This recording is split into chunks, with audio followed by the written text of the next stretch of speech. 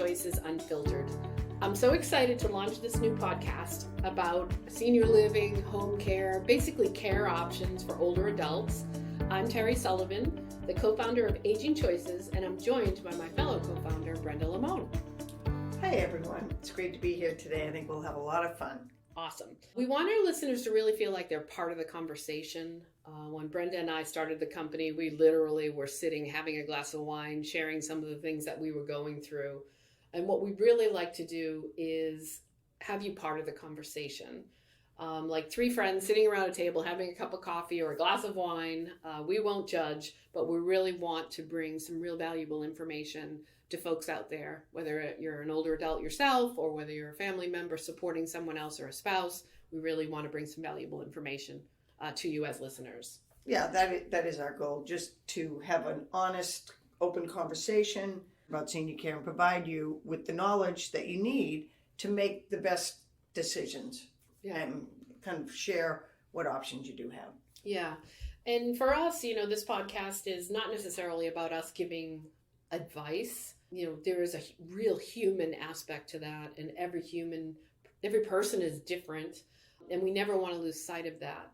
We'd like you to think of us as people that have been through this in different ways, and that we're empathetic in understanding that when you are faced with the challenge of either helping to support someone who's looking for senior care options, or you're looking for yourself or for your wife or your husband, that it's good to learn and hear what other people have been through as well. So Brenda and I both have our own personal experiences with helping support our loved ones looking for senior care support options. So we do know what you're going through. So, but each situation is unique, and we don't want to come off as we know everything. This is really about sharing information and sharing knowledge. Yeah, and sometimes hearing other people's stories, you can learn from them. I mean, You went through it before I did, and I learned some things that were really valuable. Absolutely.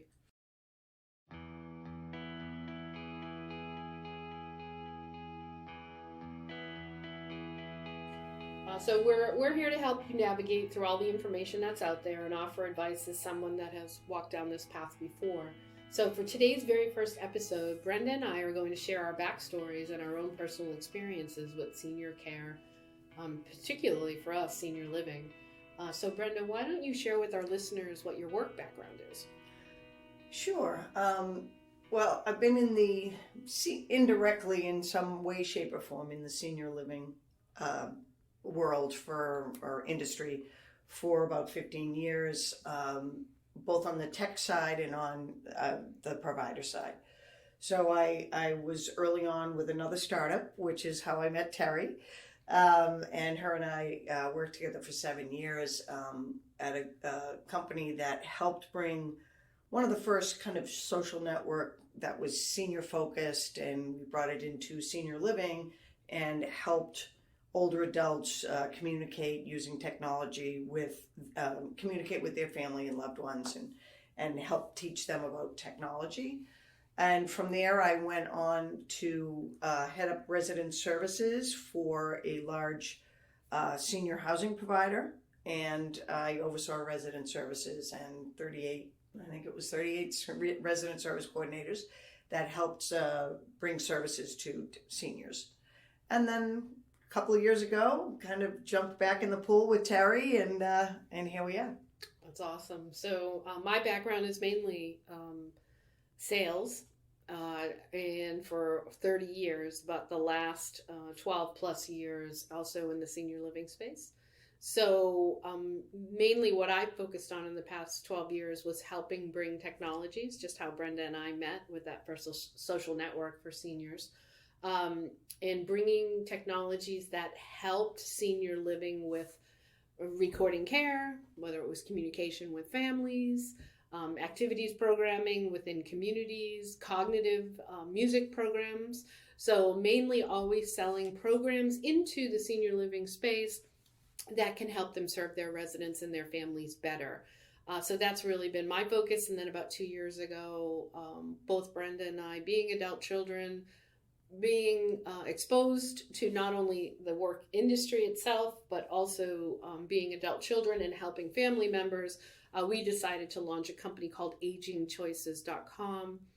Aging Choices, our focus is really to educate and help match people that are looking for senior living and or home care services to the right providers in their areas based on their needs. But also we have a knowledge center. Our real focus is being very consumer centric and helping educate people in their search for finding these services. So that's how we launched our company and really how this podcast started. Right? Yeah. I mean, if you really think about it, people, there's more resources out there on hotel rooms than there are on senior living providers, which really is astounding in this day and age. So we really felt that we could change that. Sure, and it could be a community that someone lives in for 5 years or for the rest of their lives, right? But they can find more in a hotel. Makes no sense at all whatsoever. Right. So yeah, that makes sense. So when we were putting this podcast together, both Brenda and I were a little unnerved about creating a podcast. Okay, no. Let's back up a bit. You were all about it. I am like a hostile witness here because I'm usually behind the scenes. So yeah, so we had a little bit of fun with this when we started to think about names for the podcast. We came up with an extensive list. I came up with an extensive list of very unacceptable names. Those get squashed pretty quick. And we really love the brand of Aging Choices. And actually our VP of product, Brandon, was guiding us in that direction, because it's really important that you do have a choice and that you kind of navigate and try to figure out what's best for yourself or a family member. And so one of the things that we came up with was Aging Choices Unfiltered. And, the reason why we came up with Aging Choices Unfiltered is because, as we age, we speak our mind more. We care less about what people think. So, we all landed on that. It was kind of an aha moment, right? Well, meanwhile, I'm thinking it's because we're unfiltered, but now I get it. Yeah. Well, there's a combination of that going on as well. Yes. But at the end of the day, it is true. My grandmother would say the wildest things and completely just take us by surprise, and that whole unfiltered piece. And I said to somebody, I said, I don't think she cares about what they say. And it was someone in the industry. He said, no, this is normal. As people age, they remove their filters, and then out comes the truth or the story. It's almost like they earned it, though. I talk to my mom all the time about it. She's like, what? She's at a point now. She can say whatever she wants. That, right? Yeah.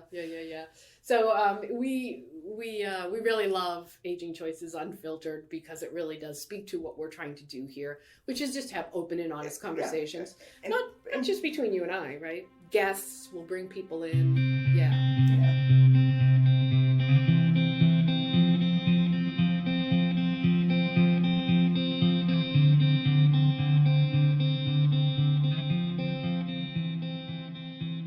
So, Bren, I know personally a lot about what you've been through, but can you tell our listeners what's been happening over the past few years with your parents and how you're supporting them? Yeah, I think, by sharing our stories, that I know I'm not the only one this is happening to, because like I always say to you, you don't know what you don't know until you really have to know it. And, I thought, hey, I've been in the industry a long time.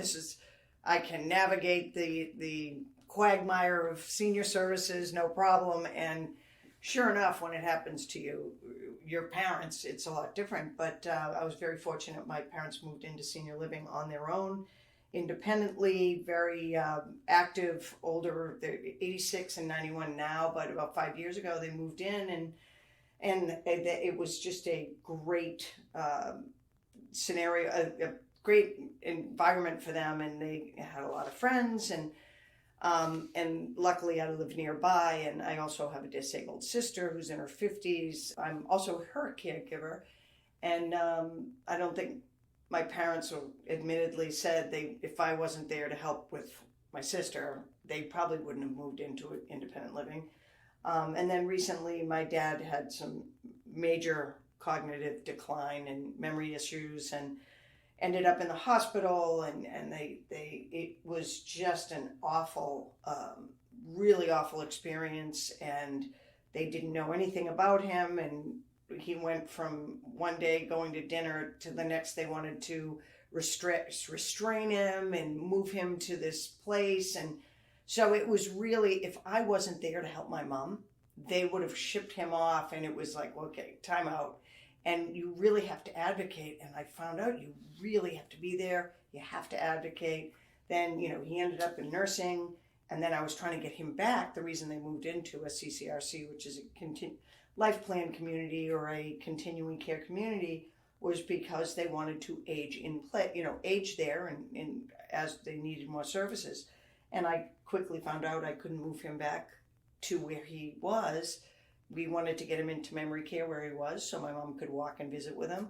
And that took quite a bit of maneuvering, bringing him home. And was it because they didn't have enough space, or yeah, what was the situation? A lot of different reasons. It was space. It was where the bed was, what his issues were, and until they could assess him, so I had to bring him back into the apartment. But my mother couldn't take care of him, and I had to stay there. And then we looked into home care, and so I really did have to but it's all of a sudden. It's like now it's not something you really can plan for, because you don't know what environment you're going to be in. So you really want those resources that when it does happen, you can go and say, okay, here's plan A, plan B. So that's really how I think we can help. Is, maybe we can give some roadmaps for different scenarios. I don't know. Yeah, and then in addition to that, while this is going on, we're launching our company. You have 2 sons, and thank God for your husband. Yeah. He's been very supportive with your parents, which is key. Some people may not have that. Yeah. Have that family support. Very true, very true. On my side, I lost my mom really young at 57 to cancer, so I never had the opportunity to help my mom, of course, go through the illness and her passing, but really where I was impacted by helping a loved one who was aging and needed support was my grandmother, Betty. She lived in Massachusetts. She had started to have some health issues, hip replacement, knee replacement. She was unable to be as active as she had been. She's very social. She belonged to clubs, bridge clubs, garden clubs, very, very active. And soon realized, I think she was feeling unsafe at home by herself. And she made a decision to move into a continuing care retirement community, but a unique one. Initially, she moved into assisted living, thinking that assisted living would help her with all those activities of daily living, such as getting dressed and bathing, which she only needed temporarily, which was interesting. But what happened very, very quickly is most of the residents that were living in this assisted living section of this community, and it was very separated. It was independent living, assisted living, and memory care. She was having lunch and dinner every day with other residents that were highly cognitive declined. So she was not having great conversation. She was sharp as a tack. She was very unhappy. She was really miserable. It was horrible to watch. She was terrible to the people that worked in the community. She was terrible to other residents. And all of her friends in independent living ostracized her and no longer socialized with her. So she was very unhappy. It was almost high schoolish, cliquish sort of thing. And this was before I got into the senior living space. I didn't know much about it, right? So I was kind of going along, supporting her. My brother was the main, I would say, caretaker or helper to help her go through this. But we were there when she signed the paperwork and all of that. It turns out that cognitively she was fine. She just needed a little help. So she ended up moving, and she actually progressed and got better. And then she moved. What we found out is that she could move into independent living. They did an assessment. So we ended up purchasing an apartment because it was a CCRC, a continuing care retirement community. And she lived there until she passed. So she probably lived there for about 5 years. The things that we didn't know when she passed was that the apartment then had to be put up for sale. And then in the 2 years that it took to sell that apartment, the estate was responsible for paying anywhere from, it was $2,000 to $2,500 a month. Had to keep paying the fees of the community. until the apartment was sold. And then when the apartment was sold, the estate only got 70% of the purchase price back. So those are all the things that you don't think about when you're going into it, but really created strain on, my brother, and he was managing the estate and the finances and trying to figure out what to do. So there's a lot that goes into it. Yeah, but I remember learning from you when you were going through that experience. Yeah. So when my parents were moving in, I said, these are some things you need to think about, make sure it's not unlimited. So they did find out it was, they were responsible for 2 months, and after 2 months. So, but there's a big difference there, the 2 months and 2 years. Absolutely. Right. And really and it was a 90% buyback. And so these are things that you kind of got on my radar so it was good to know. To think about and talk about. Yeah. So, both of our experiences are unique, but maybe you can share with our audience, our listening audience, the impact of this on you, just from a personal level, because I've been watching for a couple years and seeing your juggle, but I'd love you to tell them about how this has impacted you personally. Well, as my mother used to say, let me explode so everybody can have a piece. Yeah.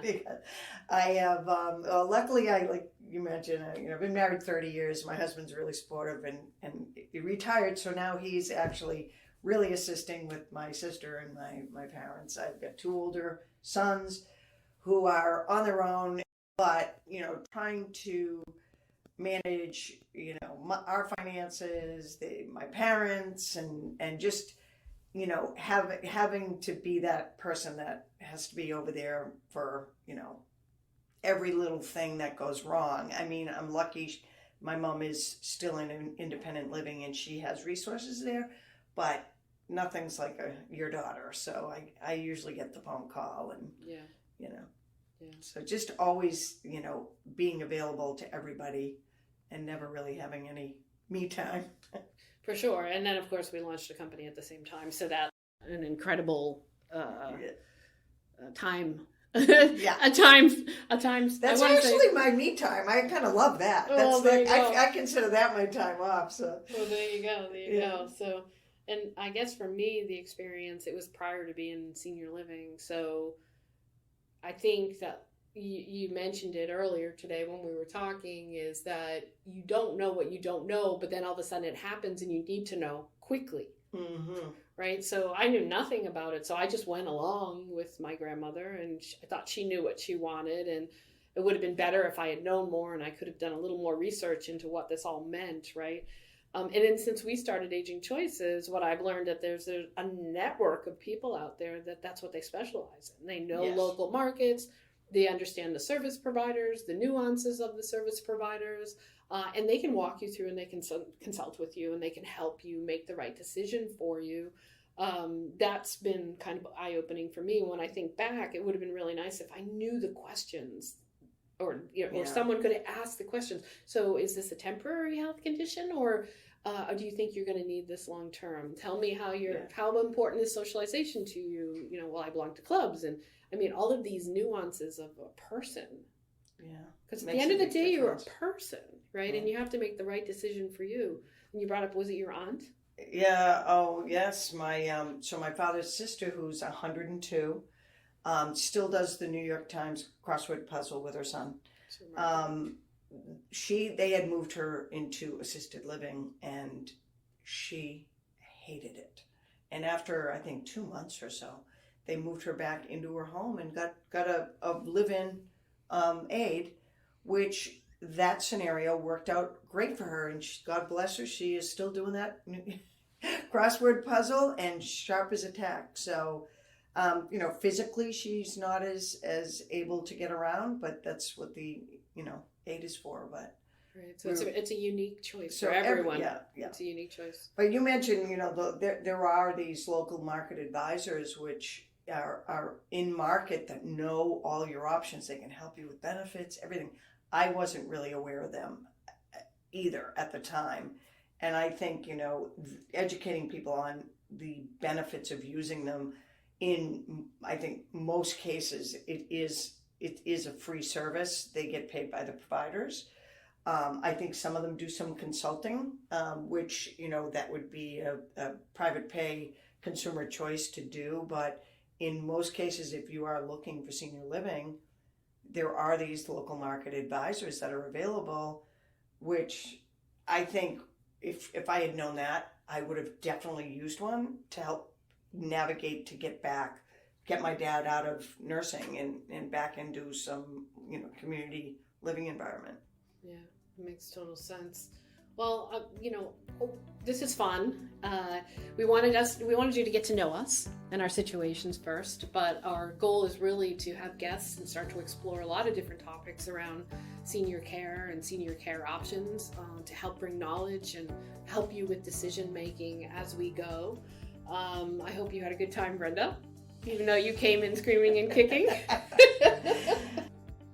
And like we said at the top of the show, we want to hear from you as well. I mean, we're doing this for you and to help educate you. We're sharing our experiences, which is part of it. But this isn't just our show about senior care options. This is your show. So please follow us on Facebook and Instagram at Aging Choices, and Twitter at My Aging Choices, and tell us what topics you'd like us to talk about. And please visit our website, AgingChoices.com. We do have a knowledge center with a full library of senior care resources. And we also have a survey that we've built called the Choice Wizard, which you answer a bunch of questions and it can help make recommendations for you based on your needs. If you're looking now, you can explore options. You can even connect to senior living providers or home care providers for free. Please feel free to visit AgingChoices.com. But thanks a bunch for listening, and we hope you enjoyed the show, and we look forward to bringing a bunch of new topics to you and guests to help you out. Yeah, thanks everyone.